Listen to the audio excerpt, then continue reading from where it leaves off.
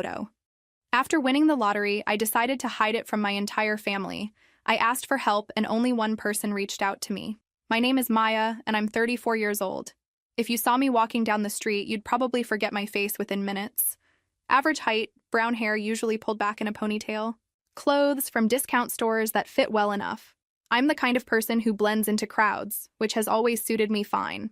I work as an accountant at Morrison & Associates Marketing, a mid-sized firm downtown where I spend my days reconciling budgets and tracking expenses. My boss Linda has this habit of dumping last-minute projects on my desk just as I'm packing up to leave, and I always stay late to finish them. That's what I do. I'm reliable Maya, dependable Maya, the one who never complains. My apartment reflects my financial reality perfectly. It's a one-bedroom unit in an older building where the radiator clanks all winter and the air conditioning barely works in summer.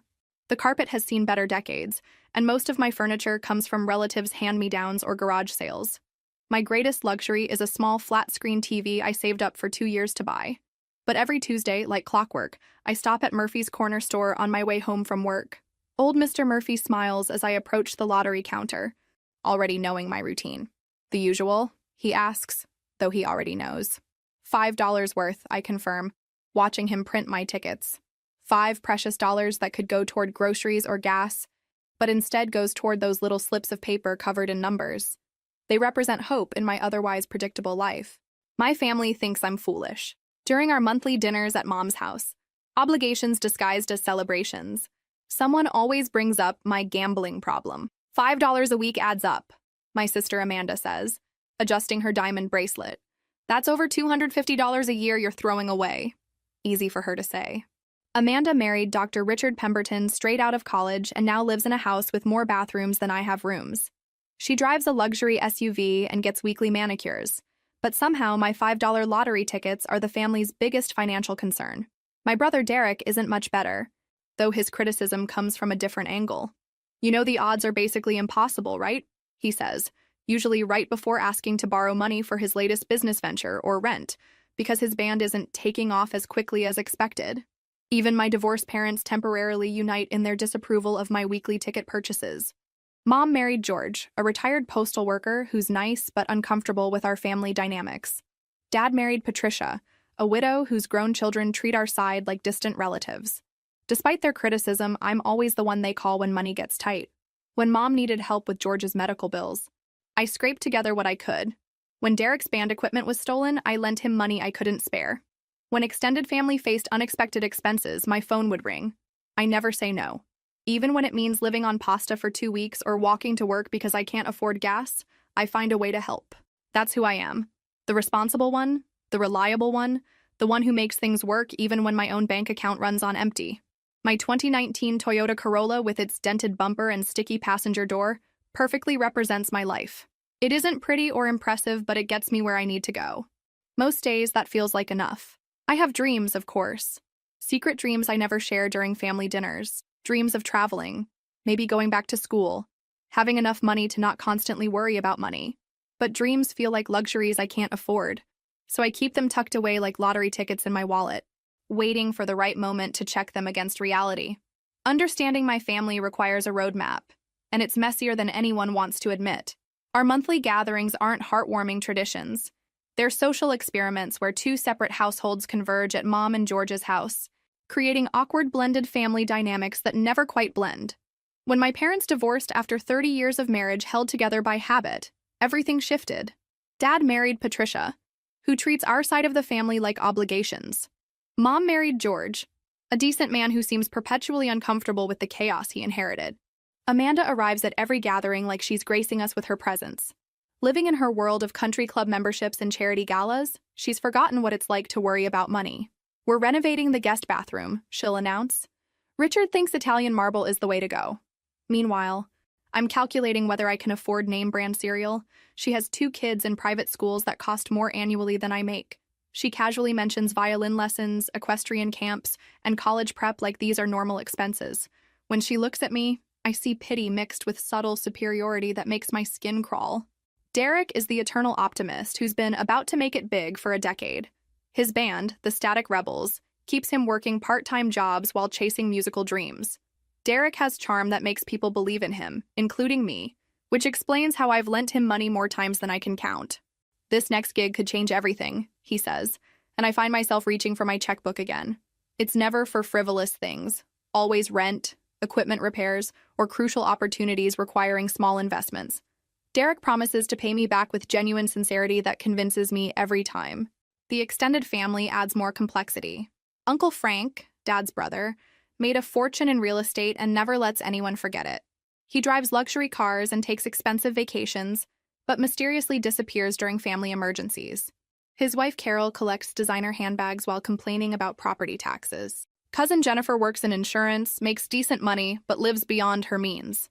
She shows up discussing shopping sprees while quietly asking for grocery help until payday. Then there's Aunt Rose, Mom's older sister, who stands apart from this complicated web. She's a retired elementary school teacher living modestly in a small house across town. While everyone discusses financial ups and downs like dinner conversation, Rose quietly listens, occasionally offering wisdom we're too caught up in drama to appreciate. Rose never married, dedicating her life to teaching and caring for aging parents. She lives on her pension and Social Security, driving a car older than mine, shopping with Sunday paper coupons. But she has this contentment I envy, peace that comes from knowing exactly who she is. What strikes me about family gatherings is the unspoken scorekeeping. Everyone mentally tracks who's doing well, struggling, or owes what to whom. Money is both endless conversation and underlying tension coloring every interaction. I'm the family's unofficial bank. When Amanda needed down payment help, I emptied my savings. When Derek's equipment was stolen, I put replacement costs on my credit card. When relatives faced medical bills or car repairs, they knew I'd find ways to help, even when I had to sacrifice. But help only flows one way. When I had car troubles or missed work while sick, everyone was too stretched to assist. They'd express sympathy and suggest I be more careful with money or find better work, as if these hadn't occurred to me. During these dinners, I'd catch Aunt Rose watching family dynamics with knowing eyes. She'd catch my gaze and give small smiles that seemed to say she understood something the rest didn't. My 34th birthday fell on a Tuesday, which felt perfectly fitting. Tuesdays were lottery days, so celebrating another year of ordinary life on my weekly rebellion day seemed poetic. The day was unremarkable. Linda piled extra work on my desk as if she'd forgotten my birthday. I spent the afternoon reconciling messy accounts while my phone buzzed with generic birthday texts. Amanda's cake emojis, Derek's promise to call later, and a sweet note from Aunt Rose inviting me to weekend dinner. At Murphy's Corner store that evening, I decided to do something different. Instead of random numbers, I chose ones that meant something. Mom's birthday, Aunt Rose's age, the date Derek and I learned to ride bikes, Amanda's anniversary, even our childhood home address. Feeling lucky today? Murphy asked, handing me the tickets. It's my birthday, I said, as if that explained anything. Well, happy birthday. May this be the year everything changes. His words would prove prophetic. I went home to my empty apartment, heated leftover Chinese takeout, and settled with wine in front of my TV, my one birthday indulgence. The lottery drawing wouldn't air until 11, so I watched a mindless romantic comedy, trying not to think about spending my birthday alone. When the drawing started, I almost didn't pay attention. This routine had become so automatic I barely watched anymore. But something made me look up as numbers were called. The first matched, then the second. By the third, my heart started racing. Fourth number matched, then the fifth. When the sixth and final number was called, I stared at my ticket in complete disbelief. I checked again, then again. I grabbed my laptop and verified on the official lottery website. $47 million. I had won $47 million. My first instinct was calling someone to share this incredible news. I reached for my phone to dial Amanda, then stopped. Something held me back. Maybe all those years as the family ATM, or some instinct I didn't understand yet. Instead, I spent hours researching what happened to lottery winners. What I found made my stomach turn. Story after story of families destroyed by sudden wealth, winners sued by relatives, people crawling out with outstretched hands, fortunes lost within years because they couldn't say no. There was the Ohio woman whose sister sued for half the winnings, claiming they'd agreed to share any wins. The Florida man whose son tried having him declared mentally incompetent to control the money. The New Jersey couple who went bankrupt after 5 years, having given away so much they couldn't manage what remained. But one story haunted me most. Patricia, who'd won $86 million and immediately told her extended family, thinking shared fortune would bring everyone closer. Instead, it destroyed relationships built over decades. Relatives who'd never spoken became best friends long enough to ask for money. Family gatherings turned into negotiation sessions. People who'd once loved her saw her as nothing but a funding source. Patricia ended up cutting contact with most family and moving across country, but damage was done. She'd given away so much trying to make everyone happy that she'd compromised her own security. In interviews, she said the saddest part wasn't losing money. It was learning some people only valued her for what she could give. Reading these stories in my quiet apartment, clutching my winning ticket, I realized I faced a choice defining the rest of my life. I could announce my win and watch family dynamics change forever, possibly destroying relationships. Or I could keep this secret and use it wisely, protecting both money and people I cared about. The more I thought, the more I realized this windfall represented something bigger than money. It was an opportunity to discover who my family really was, not who they claimed to be, but who they truly were when faced with someone else's need. As dawn broke, I made a decision that would change everything. I wasn't telling anyone about the lottery win. Not yet. First, I was going to find out who my family really was. The next morning, I called in sick for the first time in 8 years.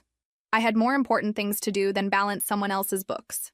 At the lottery office downtown, I presented my ticket to a bored-looking woman who'd clearly seen it all before. After verification, she handed me paperwork and rehearsed congratulations. "You'll want financial and legal advisors before deciding on payout," she said. "We have recommended professionals if you'd like." I took the list but had already decided to do my own research. I wasn't trusting anyone else's recommendations for something this important. The next 3 days were a crash course in wealth management. I took more sick days, claiming flu, and spent hours researching estate attorneys specializing in privacy protection. I read about trust structures, tax implications, and asset protection until my eyes burned. I settled on Catherine Morrison, a lawyer specializing in lottery winners. Her downtown office was in a glass tower I'd never had reason to enter. She was younger than expected, maybe early 40s, with sharp eyes and competent air that put me at ease.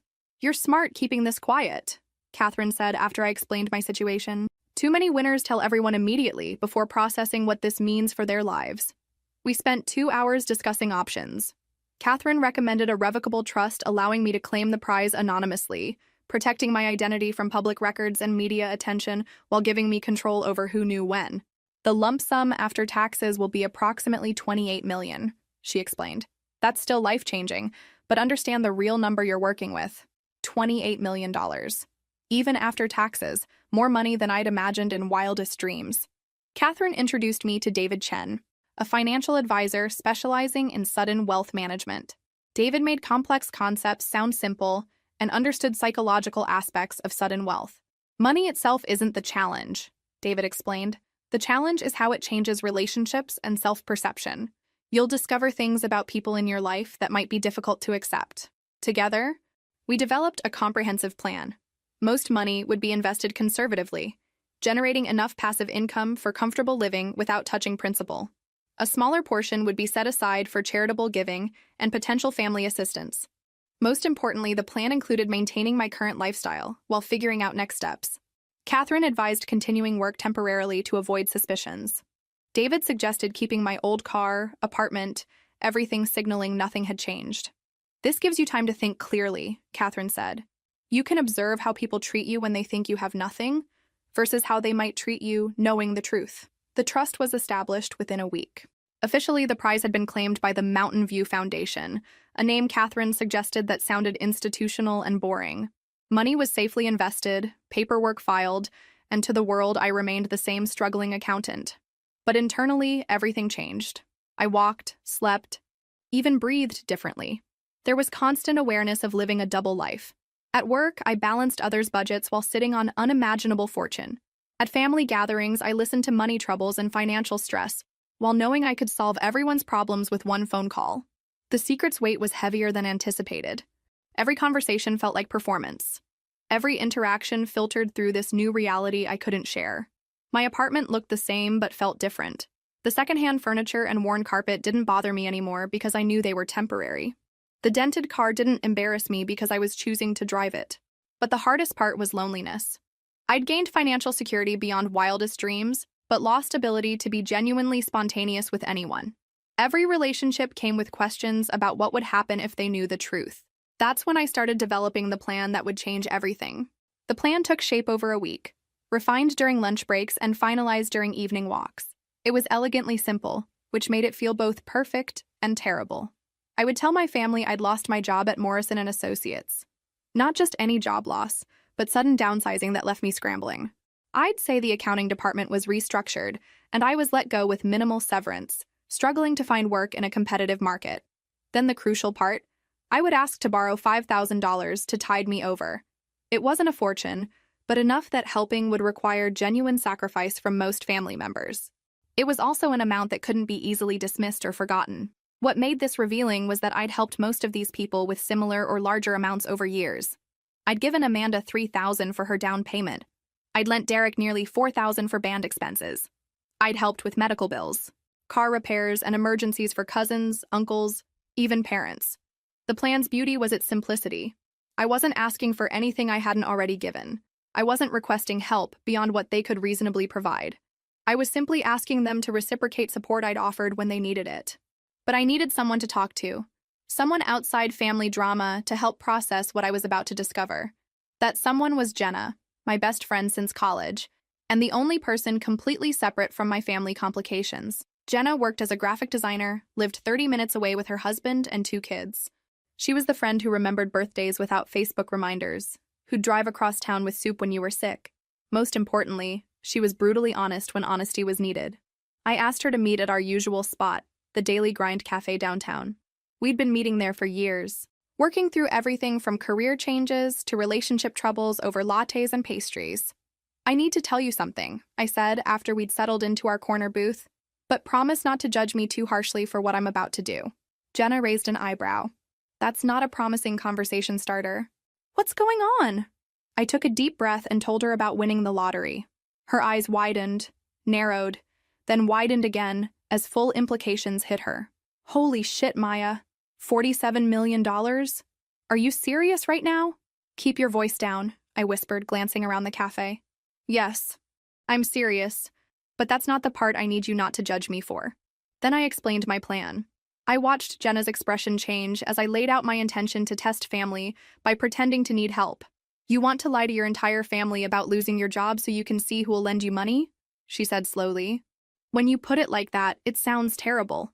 It sounds manipulative, she said, but her tone was thoughtful rather than accusatory. But I get why you want to do it. Do you think I'm horrible? Jenna stirred her latte thoughtfully. I think you're someone who's been taken advantage of for years, trying to figure out who actually cares about you versus who just sees you as convenient help. But this could backfire spectacularly. What if you find out things you don't want to know? What if this ruins relationships permanently? Maybe some relationships need to be ruined, I said. Maybe some were already ruined and I couldn't see it because I was always giving. Jenna leaned back, studying me. You've changed since winning this money. There's something different about you. More determined, I guess. The money didn't change me. It gave me options I never had before, including the option to find out the truth about people. Okay, Jenna said finally. If you're determined to do this, I'll support you. But I have one condition. What's that? You don't do this alone. You call me after every conversation and we process it together. This can mess with your head, and you'll need someone to help you stay grounded. I felt grateful for her friendship. Thank you. I was hoping you'd say that. I started with my parents, figuring they'd be most likely to help, and success would give me confidence for harder conversations ahead. I called Dad first Thursday evening when I knew he'd be home from the hardware distribution center. Hey, Dad, do you have a few minutes? I need to talk about something. Sure, sweetheart. What's going on?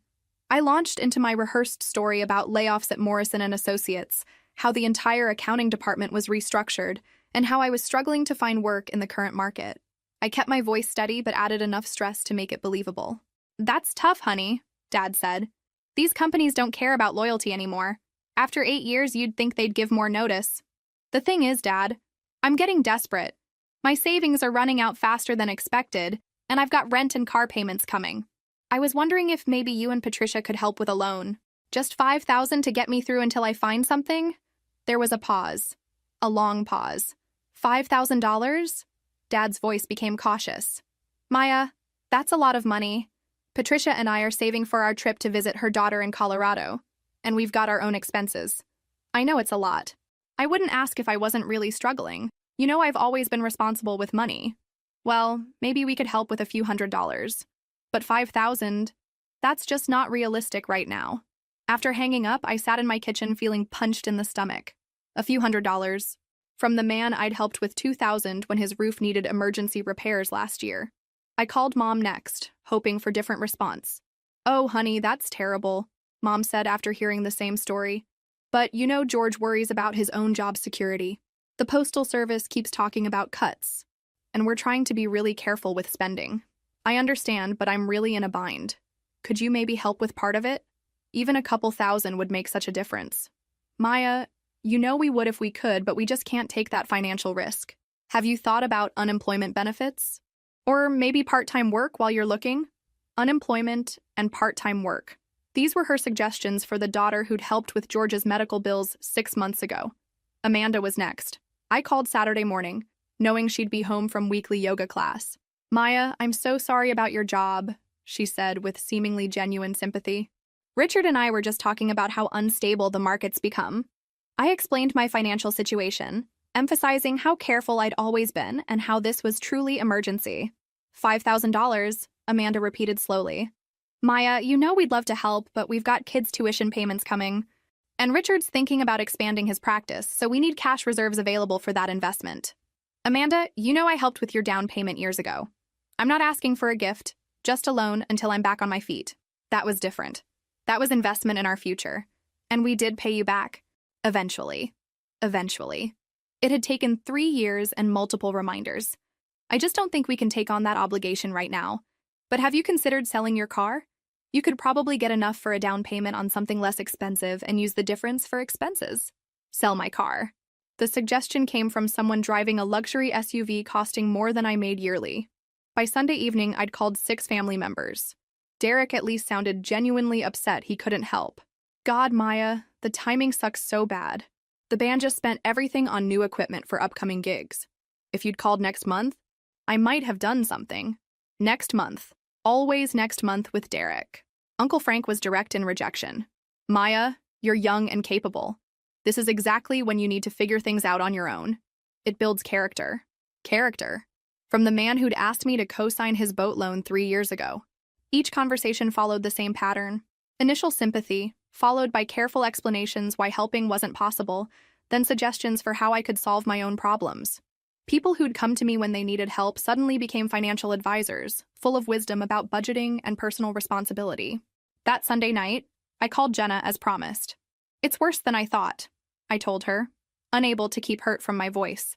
"I'm sorry. How are you holding up? I feel like I've been living in a fantasy about who these people really are. All these years, I thought I was part of a family that looked out for each other. But it turns out I was just the designated helper. Maya, I hate to ask this, but have you called everyone yet?" "There's one person left," I admitted. "Aunt Rose. But honestly, I'm almost afraid to call her." "Why?" "Because she's the one person I genuinely respect in this family. And if she disappoints me too, I don't know how I'll handle it." "Maybe that's exactly why you need to call her," Jenna said. Monday evening, I dialed Aunt Rose's number with trembling fingers. She answered on the second ring, voice warm and familiar. "Maya, dear. What a lovely surprise. How are you?" I went through my story again, but somehow it felt different telling it to her. Maybe because I genuinely cared about her response, or maybe because she listened without interrupting, making small sounds of sympathy and concern. "Oh, honey," she said when I finished. "That must be so scary for you. You've always been so responsible and hardworking. The thing is, Aunt Rose, I'm really struggling financially right now. I was wondering if there was any way you could help me with a loan. I know it's a lot to ask, but I need about $5,000 to get through the next couple months." There was no pause this time. No hesitation. "Of course I can help you," she said immediately. "I don't have $5,000 in my checking account, but I have about $3,000 in savings that I can transfer tomorrow. And Maya, you can stay here with me if you need to. I've got that spare bedroom that never gets used." I was so shocked I couldn't speak for a moment. "Maya, are you there? Dear?"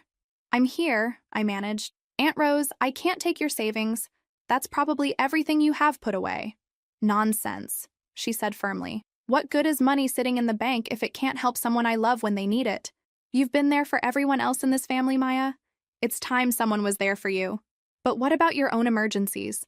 What if something happens and you need that money? Then I'll figure something out. just like you're trying to figure something out now. That's what family does for each other. After hanging up, I sat in my kitchen and cried.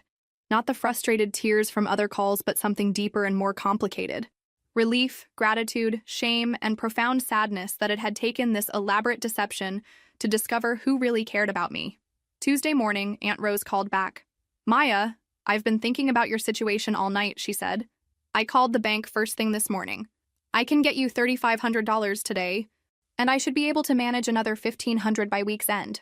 Aunt Rose, no, I can't let you empty your entire savings account for me. You're not letting me do anything, she said with gentle laugh. I'm choosing to do this. There's a difference.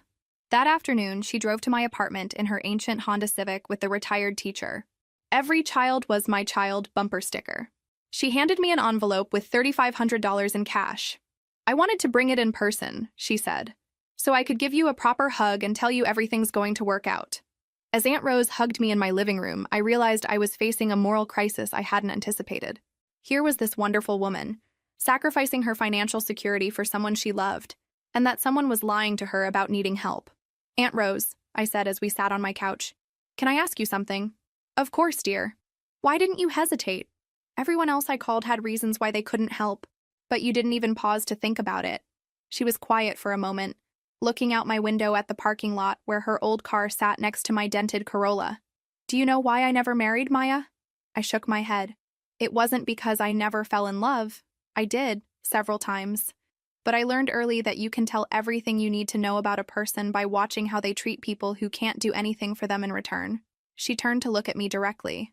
I've watched you your whole adult life, Maya.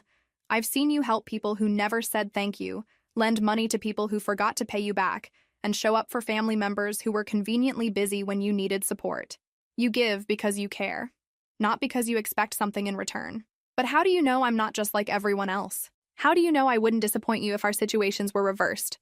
Aunt Rose smiled and patted my hand. Because, dear one, I've been watching. And in 40 years of teaching, I learned that character isn't what people do when they think someone's paying attention. It's what they do when they think no one is looking.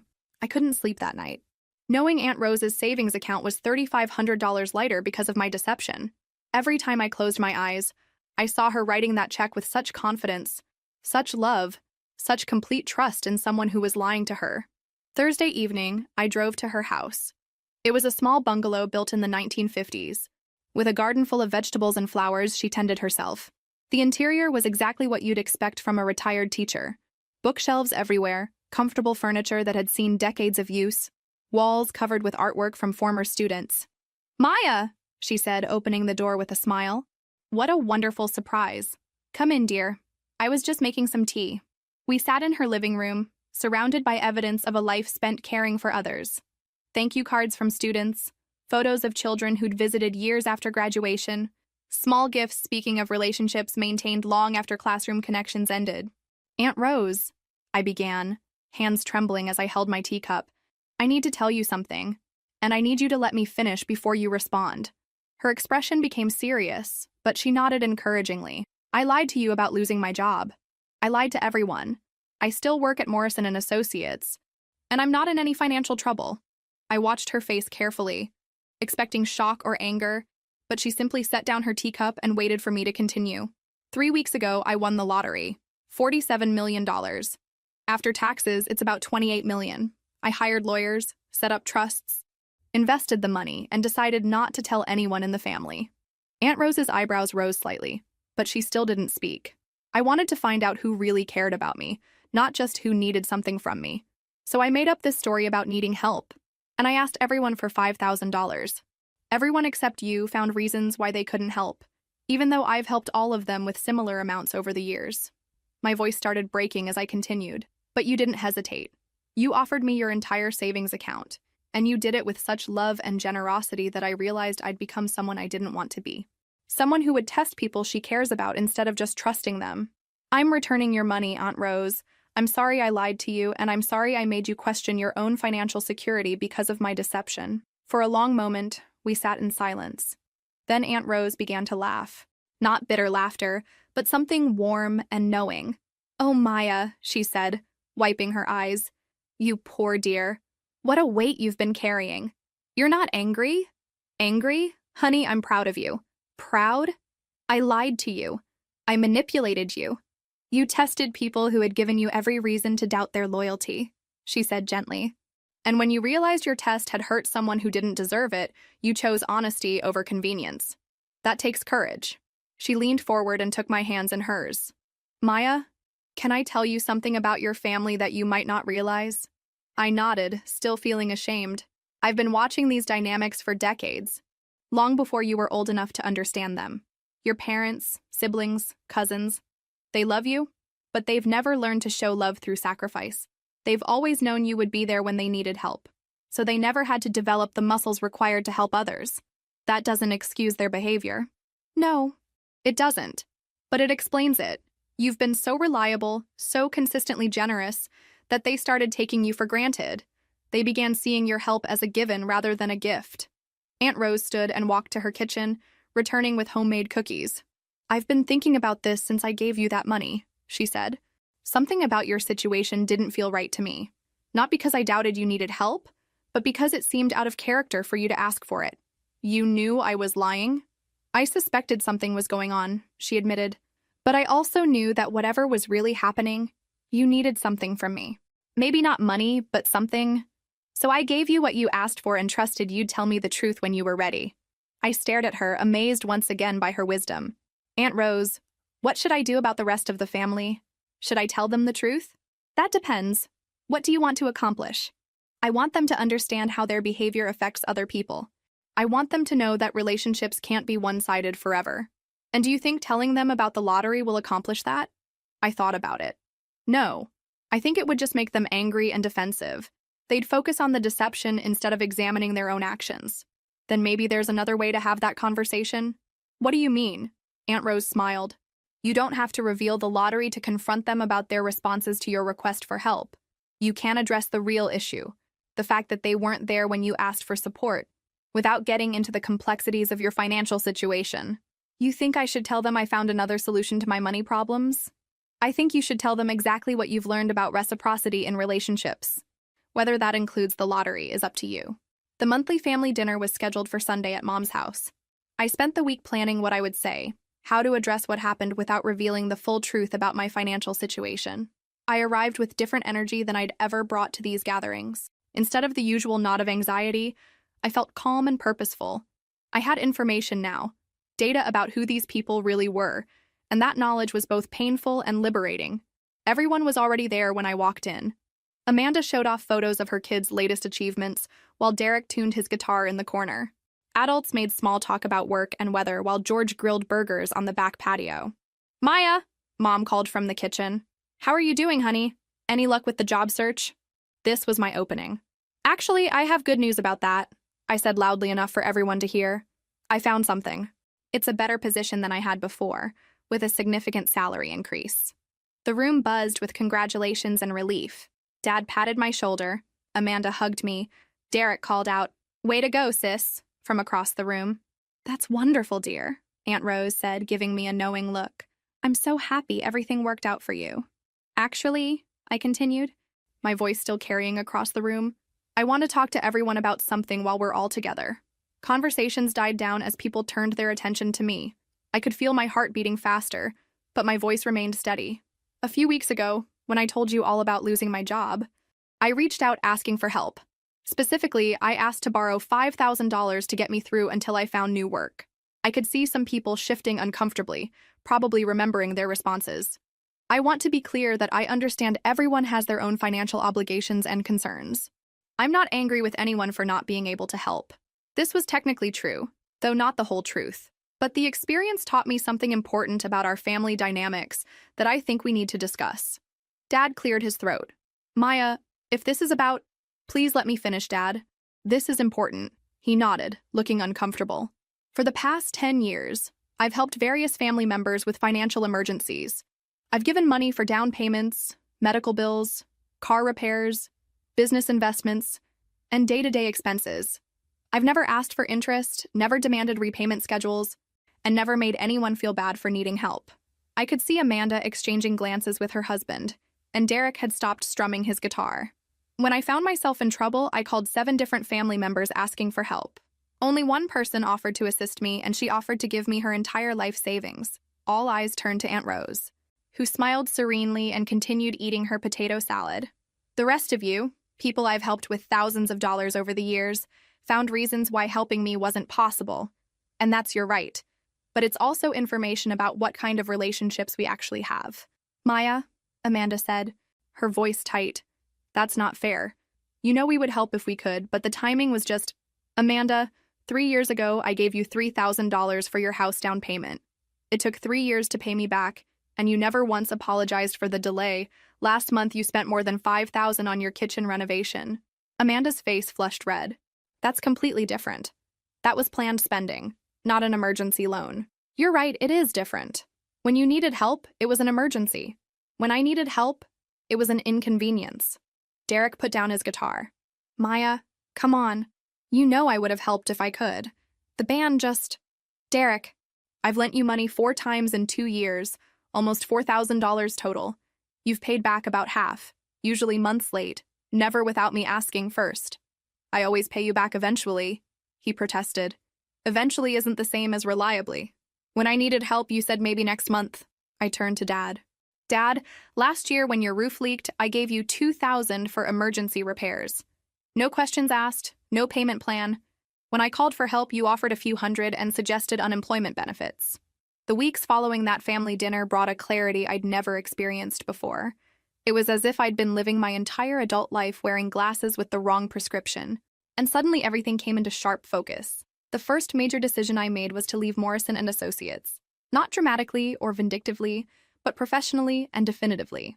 I gave Linda 2 weeks' notice and trained my replacement thoroughly. You've been so reliable, Maya. I always thought you'd be here forever, she said as I cleaned out my desk. That's exactly why I needed to leave, I replied. With Catherine Morrison's help, I established the Rose Garden Foundation, named after the woman who had shown me what unconditional love looked like. The foundation's mission was to assist elderly individuals struggling financially, particularly retired teachers and other public service workers who had dedicated their lives to helping others. David Chen helped me structure the foundation's finances conservatively. We allocated $2 million initially, with investment income funding operations and grants. It wasn't flashy or headline-grabbing, but it would make a real difference in people's lives. The first person I helped through the foundation was Aunt Rose herself, though she didn't know it at first. I discovered through careful research that she'd been struggling with increasing medical expenses related to her arthritis and had been rationing medications to make them last longer. The foundation approved a medical assistance grant for her, officially because she met our criteria as a retired educator with demonstrated financial need. When she called to tell me about the unexpected help, I could hear the relief in her voice. Maya, the most amazing thing happened, she said. There's this foundation that helps retired teachers, and they're going to cover my medical expenses for the whole year. Can you believe that? That's wonderful. Aunt Rose, you deserve that kind of support. 6 months after leaving my job, I bought a modest house 3 blocks from Aunt Rose. Nothing extravagant, a 2-bedroom ranch with a small yard and updated kitchen. To anyone observing, it looked like a reasonable upgrade for someone with a new, better-paying job. Aunt Rose was delighted to have me as a neighbor. We started sharing dinner twice a week, alternating between our houses. She taught me to garden, and I helped her with technology and household repairs becoming difficult for her arthritic hands. The foundation work gave me a sense of purpose I'd never had in accounting. We helped retired teachers with medical expenses, assisted elderly individuals with home repairs, and provided emergency grants for people facing unexpected crises. Every month, I reviewed applications and met with beneficiaries, seeing firsthand how modest assistance could transform someone's situation. An elderly man who could finally afford hearing aids, a retired librarian who could repair her car and maintain independence, a former social worker who could buy diabetes medications. It was deeply satisfying work, but more than that, it felt aligned with who I really was and who I wanted to be. My family relationships had definitely changed. Amanda called a few weeks after the dinner to apologize, sort of. I've been thinking about what you said, she began, and I want you to know Richard and I really would have helped if we could have. The timing was just really difficult. I understand, I'd replied, though I didn't entirely believe her. Our relationship now was polite but distant. She still sent birthday texts and Christmas cards, but the automatic assumption that I would be available for whatever she needed was gone. Derek had been more honest in his response. I've been a shitty brother when it comes to money stuff, he'd admitted during a phone call. I always just assumed you were better at handling things than I was, so it was okay for me to be irresponsible because you'd figure it out. I'm not your backup plan anymore, Derek. I know, and I'm trying to do better. To his credit, Derek had started managing his finances more responsibly. He'd gotten a steady part-time job in addition to his music, and had even paid me back $200 without being asked. 1 year after that transformative family dinner, I was sitting in my garden on a warm Saturday morning, reviewing grant applications for the Rose Garden Foundation. The morning sun filtered through the oak tree I'd planted in spring, and I could hear Aunt Rose humming while she worked in her yard next door. The foundation had grown beyond my wildest expectations. What started as a quiet effort to help retired educators had expanded into comprehensive support for elderly individuals facing financial hardship. We'd assisted over 200 people in our first year, and word was spreading through communities about the help available. "Maya," Aunt Rose called over the fence, "come see what's blooming in my rose garden."